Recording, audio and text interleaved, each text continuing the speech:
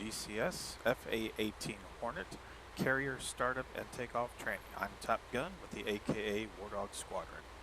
I'll be operating today off of my updated checklist version 1.5, and this is being recorded on July 28th, 2018.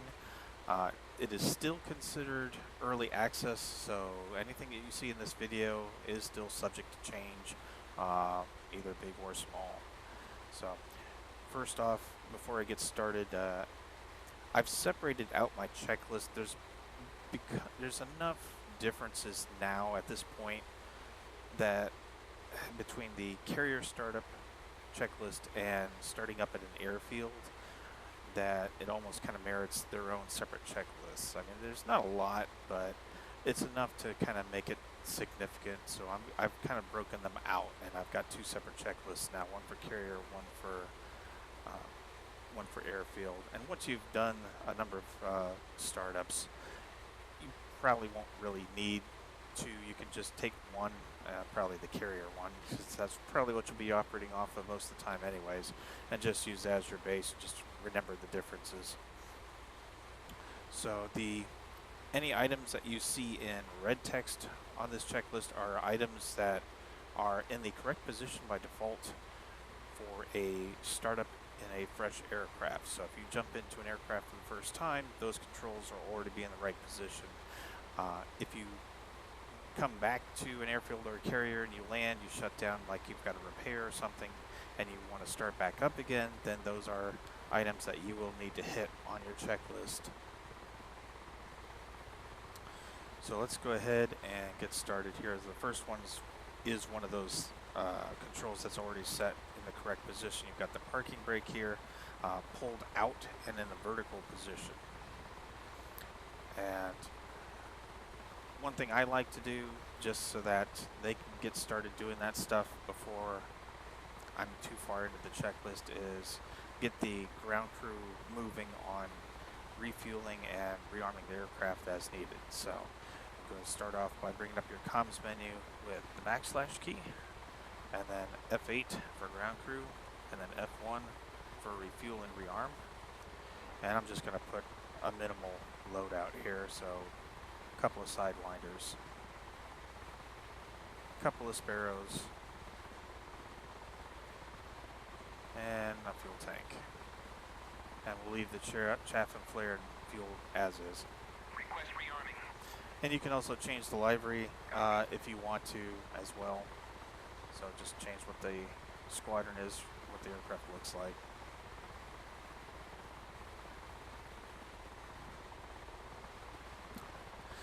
And while they're doing that, one thing to notice, you'll see that there's some aircraft here on the deck now. You can actually turn on a feature now in the mission editor that you can actually place static objects like aircraft on a carrier deck, and that applies both to the Stennis and also to the Tarawa if you're doing Harriers and whatnot. So let's go ahead and get the battery going. So right click to move this to the forward on position. And this is an abbreviated checklist. I'm not going to go through every single test and whatnot that a normal Hornet pilot's going to go through. I will go through a couple of them, but not everything. So I'm just trying to get this up as quickly as possible. So right click on the fire test to test the first channel. Engine fire left. Engine fire left. Engine fire right. Engine fire right. APU fire. APU fire. Bleed air left. Bleed air left. Bleed air right. Bleed air right. And once you hear the bleed air right twice, it's done. Go ahead and let it go. And you can either cycle the battery power to the off and back to the on positions to reset the system to test the second fire channel, or you can just wait 7 to 10 seconds for it to reset. So now we go in left click and hold to test the other channel. Engine fire left. Engine fire left. Engine fire right. Engine fire right. APU fire. APU fire. Bleed air left.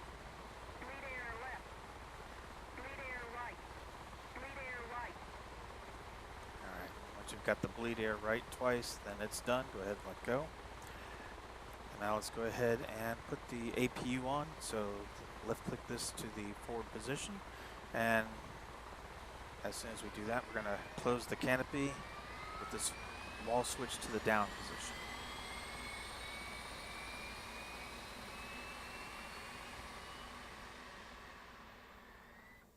Because otherwise it's going to get awfully noisy. Alright, so let's go the oxygen system.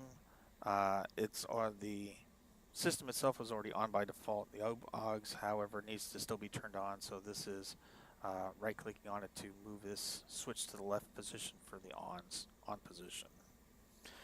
Let's go ahead and get the right engine started up. So right click on the engine crank switch for the right engine, and as soon as we see the right engine get up to 18%, we'll move the throttle out of the idle detent. So click and hold it for about 2 seconds, and now we're just waiting for 18.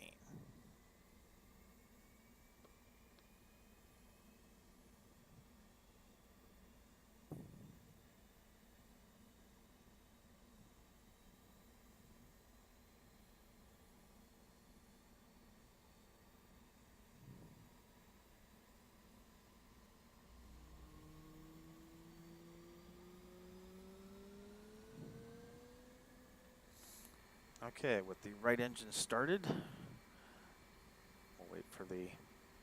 Roll left. There it is. You'll get a couple of audio tests. So once those are out of the way, when you did the fire tests, the bleed air was automatically shut off, so we need to reopen those valves. So we need to do the bleed air, need to just rotate this full 360 degrees clockwise. So right click on it 4 times. And if you listen real carefully, you can hear the air system turning back on. Now at this point, if you want, you can do internal lighting. I usually do. But you've got your consoles, instruments. You usually don't need to mess with flood unless it's nighttime. Same with the chart. Warning and caution, as desired, it's already cranked up pretty high. And there's also a switch in here for NVGs, and night vision goggles, I do believe, is now activated. It is available. So you'll have to switch this depending on if you're in day or night. So let's test the cautions.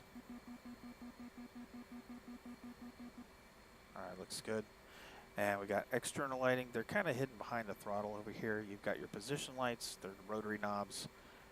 And if it's nighttime, you can also turn on the formation lights here. There's also one of the switches that's already in the right position is the strobe, which should be forward to bright. That's hidden behind the throttles here, but that's already in the correct position anyways. So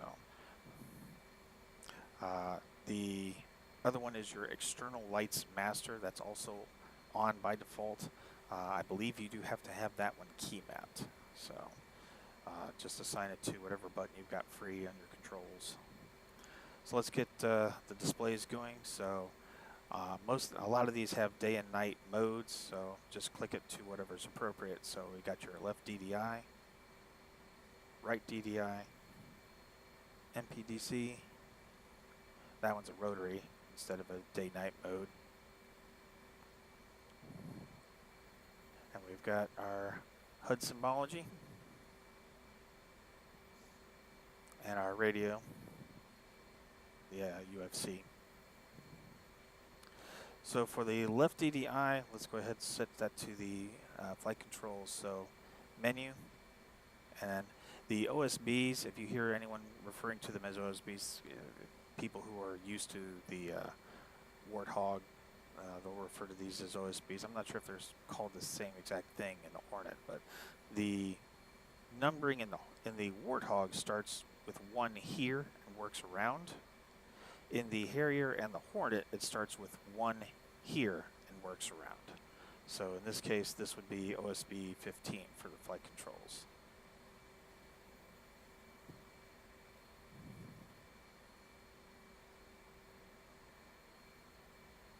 And for the right, let's go ahead and hit the stop for bit failures, and we'll go into the FCS MC selection.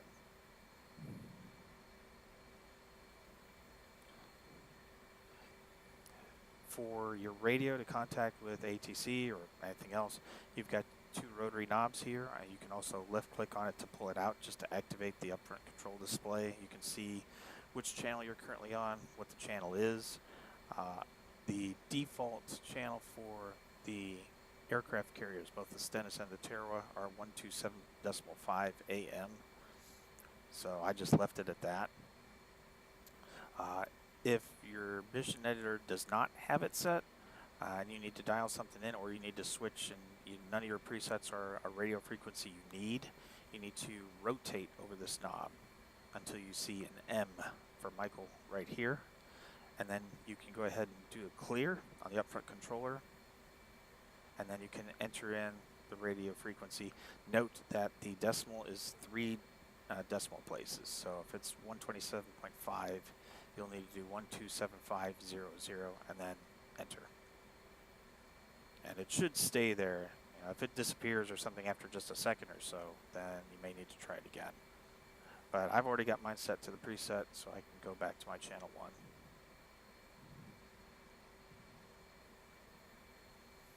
Let's go ahead and uncage our standby attitude indicator. You got a little red warning flag here, so just mouse wheel over it until that goes away. And for carrier takeoffs, we're going to set our radar altimeter bug at 40 feet. So that's this down here.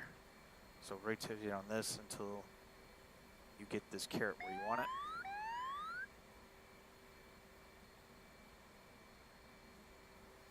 And then our radar selection, as far as if we want barometric or radar, we'll set this into the down position for radar. And if you're above 5,000 feet, it'll switch automatically over to barometric, and you'll just see blinking. I think it's a blinking R next to it. That just basically reminds you that even though you're in radar mode, but it's giving you the barometric altitude. Just bear in mind that if you're going off of barometric, you need to make sure that your QFE pressure is set right on your altimeter. But we'll hit that later in the checklist. So let's contact ATC. So if you're on the carrier, you can't really contact them prior to the first engine start. They won't respond, at least currently anyways. So, but you still want to contact them so that you can get to the next step in the communications process for when you go to take off, so that you can get the QFE pressure and everything else. So you'll need to do a key binding for COM1 and COM2 somewhere on your HOTAS. So hit your mic activation. So I'm doing mine for COM1 since that's the radio I'm using. Then F5 for ATC, and the airfield that you're at will always be at the top of the list. So F1, and then F3 for request startup. Forward 1-1, request startup. Forward 1-1, clear for startup. Go ahead and hit F12 to clear that out. And let's go ahead and get the left engine going. So left click and hold for a couple seconds on the engine crank for the left engine. And just like before, we're waiting for 18%.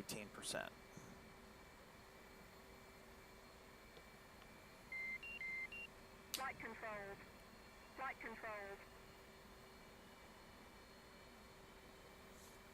And as you can see, they've activated the raindrops for weather here. If you've got weather and you don't see those, that's actually a feature in the graphical settings. You have to get out of the server, go into your graphics, and there's a checkbox for that to enable it or disable it. I haven't seen any major performance hit for these raindrops, but I'm also running a 1080 card, so take that with a grain of salt.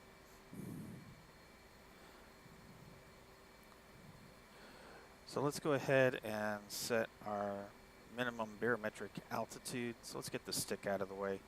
Press the backspace key on the keyboard. You can get rid of that and you can see your PCD a lot easier. So hit OSB 3 for the left side middle for mode, and then map. And we can press data, and then AC for aircraft. and then we can go down to the warnings for baro. We'll hit that, and you'll see the altitude, current altitude that's set there. We can clear it on the UFC and enter whatever we want, and then enter. And last time I tried it, like a day or two ago, the radar one was not working. You still, of course, have the one that you set over here, but I've seen people in videos set that, but I've not seen that work. So I'm not sure if that's implemented yet or not, or if I'm just not doing something right. I would assume it's the same method as doing the barometric. So it's probably a work in progress. If it works for you, let me know what you did. So moving on, let's go ahead and start the alignment for INS. So since we're on the carrier, we want CV. And go ahead and turn on your radar to operate. In a lot of other older aircraft, you normally would set it to standby, but I guess there's the weight on wheels switch is tied to the radar. So if you're on the ground, the radar will automatically go into standby mode and warm up rather than actually be active. So you don't have to worry about frying people on the ground. So let's go ahead now and press the master caution twice in order to clear, restack the warnings and whatnot. And we can do a FCS reset to clear out the existing warnings. So getting all the X's out of these blocks. Now let's do a FCS test. So this is a little tricky in the fact that you've got to do two things at once. This switch here on the right wall has to be in the up position and held, and then you either have to hit the FCFs on this page here for the bit, or you have to hit the button over here. I believe will also do the same thing. The default key binding for this switch here is the Y key, so I just basically press and hold the Y and then hit this button for the FCS, and you'll see if it's working or not, because you'll see your aircraft start doing the chicken dance. So all the controls will start operating, and you should also see them working here on the FCS page as well. Once it's done, it'll say go for all of these on the test page.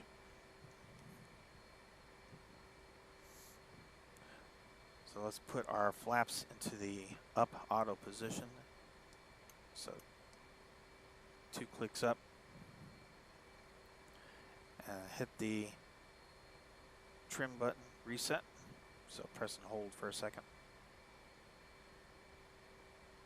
And let's set our bingo fuel. So that's what these 2 arrows are for. We'll set it to 2,500 pounds.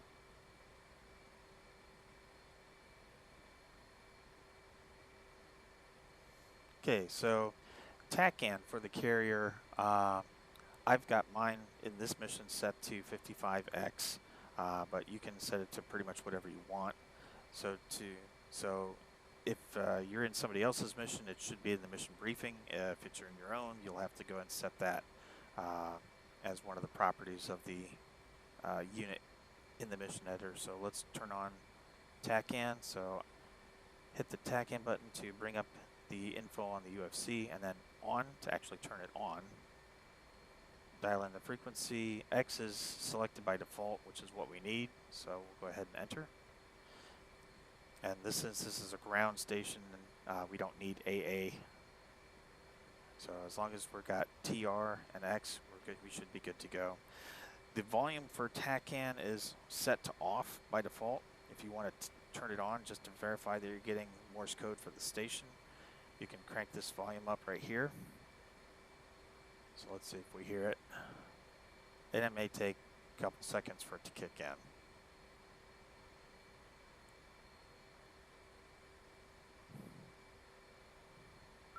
There it is. So since we don't want to listen to that for the rest of the video, let's turn that back off. Now we want to set the course. So let's switch over to our HSI. So on the MPDC, let's go to menu, and then HSI. Then we need to activate the TACAN. So click on OSB 5 to box TCN. And then we need to press and hold the CRS switch either direction, left or right, for a couple seconds until we see the UFC light up. Now we can type in the course. So again, this would be in the mission editor, or if you're making the mission, you'll know it. So the carrier here is going 270. So type it in and enter, and it automatically is selected. Or you can just press and hold the course switch left and right, and you'll be editing this number down here. So you can do it the hard way that way.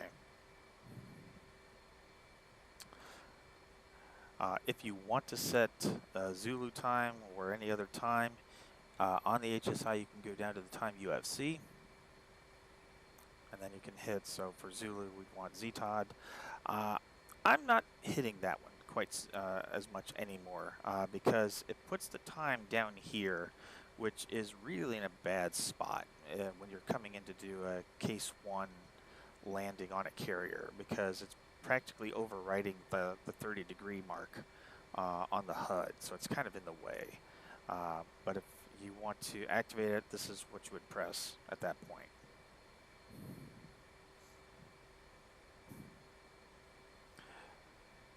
So let's go and verify that our alignment is done. So on the UFC, so the aircraft carrier is traveling at 27 knots in this mission, and that's something to keep in mind. Is if you're making a mission, if you're launching a recovering aircraft, you want to have around 27 to 30 knots of wind over the deck, and that means a combination of the speed of the carrier plus the headwind. So if the wind is coming out of the west at 10 knots, then you're going to want your carrier to go around 17 to 20 knots in order to have the right amount of wind coming down the deck. But since our aircraft carrier is moving at a pretty good clip, 27 knots, I've got no wind in this mission. We can look at our latitude longitude here. We can see the east-west is moving. So it's synced up with the carrier at this point. So, and this is one of the things that's changed since the last one. Previously, they were saying to click to nav, but now they're saying click to IFA. And evidently that continuously computes your GPS coordinates, so it gives them gives a more accurate location to your aircraft. So at this point, let's go ahead now and put our flaps to half, so middle position.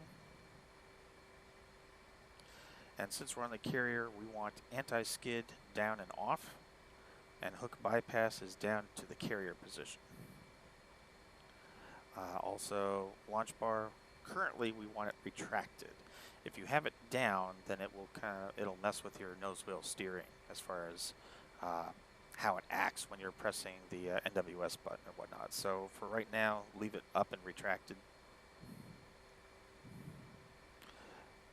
Let's go ahead and turn on the radar warning, so the ALR 67 power. So this button right here, it's kind of blended into this panel. It's a little hard to see. And then for the ECM, we'll rotate this once clockwise to standby, and dispenser we'll put it up once into on. And that's safe to do so because the countermeasures won't launch unless your master arm is in the arm position, so it's okay to arm nest here on the ground. If it's nighttime, if you want taxi lights, you obviously want them at night. This will be in the up on position, but we don't need them at the moment. Pitot anti-ice is automatically set to auto, which is the aft position. If you want it manually turned on, you'll push that to the forward. Same thing goes for engine anti-ice. The forward position is on, aft position is test, so it's off by default in the middle position. So another thing that's changed since my last video is you'll notice something on the exterior view.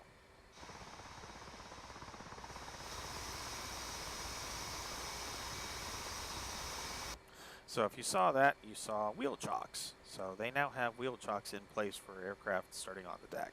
So we need to get the ground crew to remove those. So let's go ahead and bring up our comms menu with the backslash.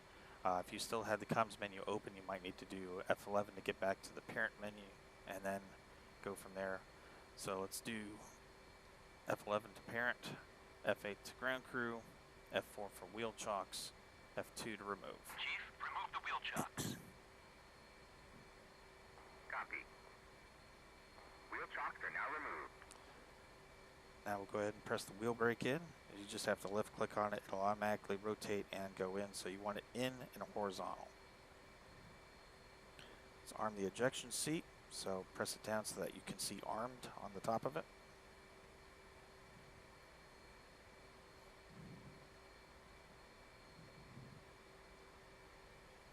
And you'll notice that another thing that's probably changed since the last video is the aircraft spawn in with their wings folded.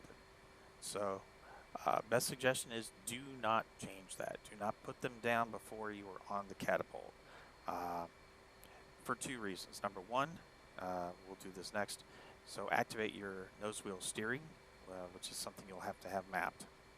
And you'll notice if I just press it once, it stays in high mode. If you have the wings down and you just press it once, it just goes into high nose wheel, high gain steering, and then it goes right back out. You have to press and hold the nose wheel steering in order to keep it in high mode, high gain mode. So if you've got the wheels the wings up, then you just have to press it once and you don't have to keep it held down. And the other reason, of course, is it gives you a smaller profile on the deck, so it's less likelihood that you're going to bump into something else. So if you've got a deck that's full of aircraft, it's definitely advisable to pull your wings up. So let's go ahead and taxi to the catapult. Another thing that's kind of changed since the module was first released is there's a little bit of kind of skating going on. If you've got a high volume of wind going over the deck, which I guess in this sim it considers 27 knots high. I've seen it happen even at like below 20 knots. And what I mean by that is the wind is coming over the bow of the ship towards the stern. And especially if you're perpendicular to the wind like I am right now, when you start moving, the wind will try and kind of push your nose to the aft of the shift. And it can make steering a little difficult. It's kind of like ice skating a little bit on the deck. So you kind of have to gun the engine a little bit to get some momentum going so you can kind of overcome it. I don't know if that's going to be like that going forward into the future, or if that's a bug where it's, you know, the wind effect is over exaggerated, and they'll be fixing that. It's been like that for a couple weeks now. So, but let's go ahead and taxi over to catapult.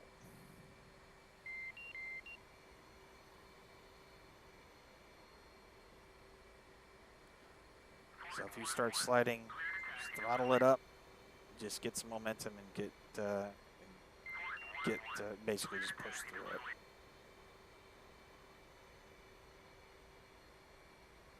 And once you're kind of pointed into the wind, it's not anywhere near as bad.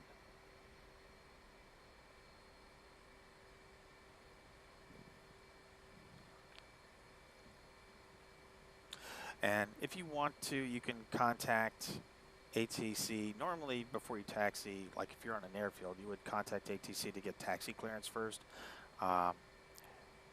If you're on a carrier, it doesn't do that. It basically goes, it skips over that and it just goes straight to takeoff request. If you don't request it before you start moving, it'll act like you did request it anyway. So that's what you just heard there.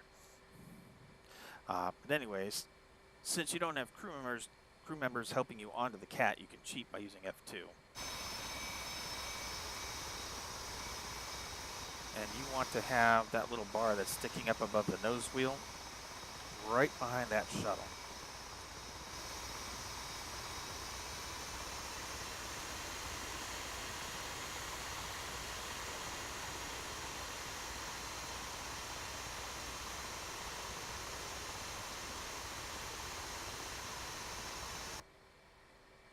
And you don't have to be absolutely perfectly aligned.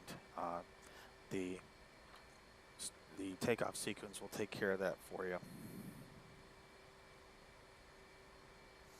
Alright, so once you're pretty well lined up, and stopped, go ahead and extend your launch bar.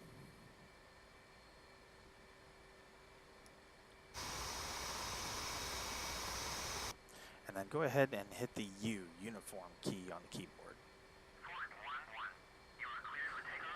And notice you'll see the blast deflectors come up behind your aircraft. So if you get the notice from ATC and you see the doors coming up, then you've successfully hooked into the shuttle. If your extension bar is ahead of the shuttle and you hit the U key and nothing happens, then that means you've overshot, you've gone a little too far. You're going to have to stay in high gain mode, nose wheel steering, and swing back around and go back after the catapults and try and come back in again. So let's go ahead and get prepped for takeoff here. So let's go ahead and right click twice on the wing fold mechanism to get them down, and then mouse wheel in to lock it.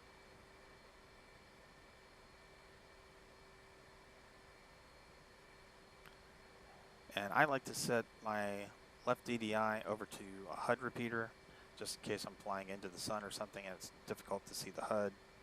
And I'll put the right DDI to FCS.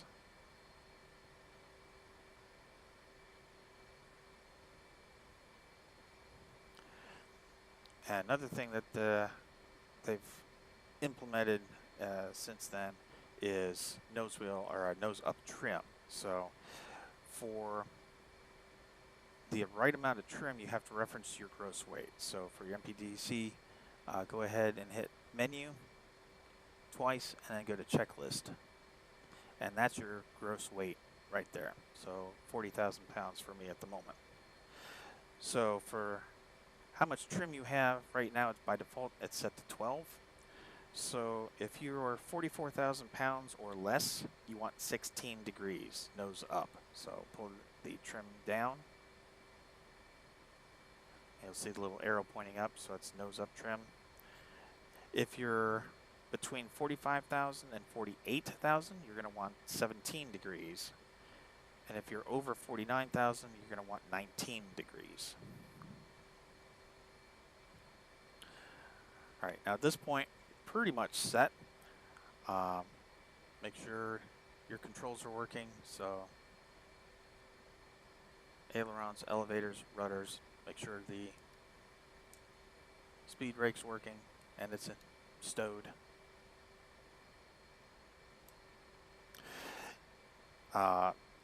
Also, one last thing, the option that they've added recently is afterburner detent. And if you get out of your server, you just go into the main controls menu, go into the tab for the Hornet.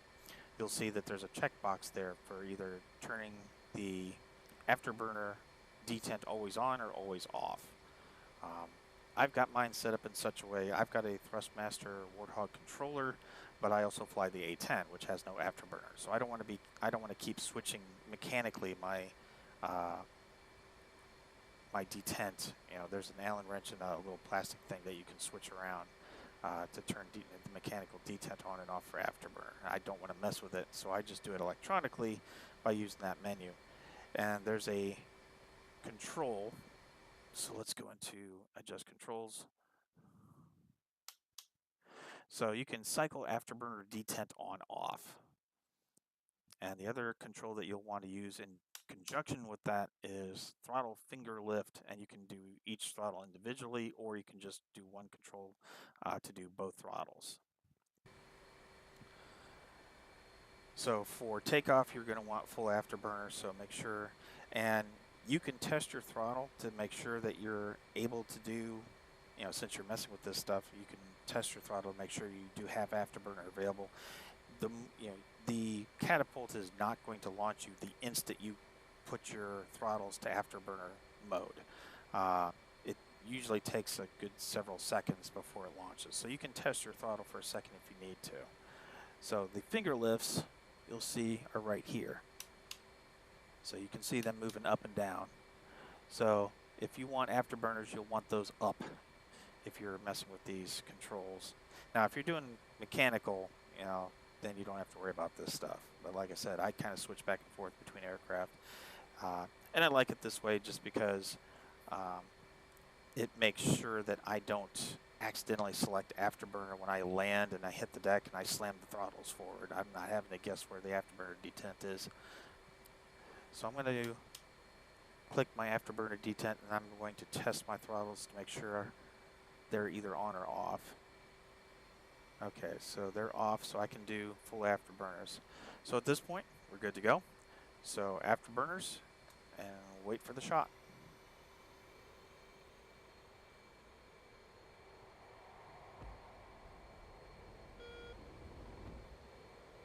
And you really shouldn't even have to touch the stick. If you got the right amount of nose up, you can just let it launch itself pretty much. So gear up, flaps up to auto. And if you throttle up to maximum and you suddenly get a master caution, you've got something's not set right, which is usually going to be your flaps or your nose up trim is usually the main culprits. But that's pretty much it at this point. You've successfully started and launched off of a carrier. Like I said, the startup checklist is a little different for an airfield, but a lot of it's just cosmetic changes as far as timing of when you do certain things. But and when you start off at an airfield, your wings are already down, so you don't have to mess with the wing fold mechanism and things like that. And they also don't start you off with chocks. So a lot of little things. If I get requests, I'll go ahead and do a separate checklist for airfield startups. But for now, I'd say this is probably pretty good since most people are going to be operating off the carriers anyways. So as always, if you have any questions or concerns, or if you find anything that's wrong with the checklist here, just let me know. Bear in mind, again, this is still considered early access, so some things may change at any time. So hope this helps. Thank you.